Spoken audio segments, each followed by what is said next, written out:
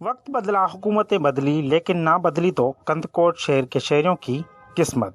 Kandhkot रसलदार road कई सालों से खस्ता हाली और टूट फूट का शिकार है, जिसके बाद शहरियों और इलाके मकीनों को शदीद मुश्किलात दरपेश हैं। इलाके मकीनों ने अपने मसाइल के हल के लिए वश न्यूज़ से बात करते हुए कहा, ये कंदकोट से रोड रसलदार जाता है और इस रोड से हज़ारों देहात वाबस्ता हैं।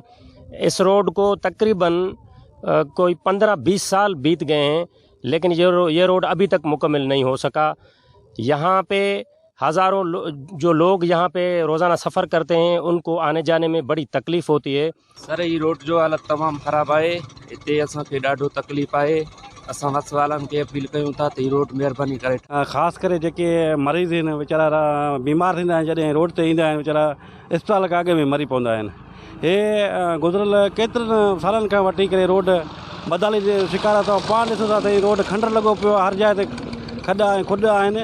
ऐं मां तव्हांखे ॿुधाईंदो हलां साईं, हिन रोड ते आबादी कम से कम 50,000 जी आबादी आहे। हीअ रोड जेका आहे सिंध ऐं बलूचिस्तान बॉर्डर खे पाण में मिलाए छड़ो रुगा पत्थर पिया आहिनि। असां आज़ार में वॾो रोड आहे और 27 मेल खां खानकी खां उहो सिधो सुई ताईं बि हले थो।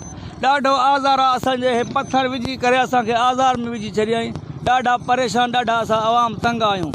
मेहरबानी करे असांजो रोड ठहे, असांजा थींदासीं। इलाके मकीन कहते हैं कि रसलदार रोड कश्मीर ज़िला का वो वाहिद रोड है जो सिंध और बलूचिस्तान के कई देहात और गाँवों को मिलाता है। जिस रोड पर अरसा दराज से गड्ढे पड़ गए हैं, जिसके बायस इलाके मकीन और शहरी जलील और ख्वार होने लगे। शहरियों ने वक्त हुकूमत और हुकूमत सिंध से अपील करते हुए कहा कि जल्द से जल्द इस रोड को नए से रिपेयर करके बआसानी सफ़र करने का मौका फराहम किया जाए। कैमरा टीम के साथ फिदा हुसैन मरी, वश।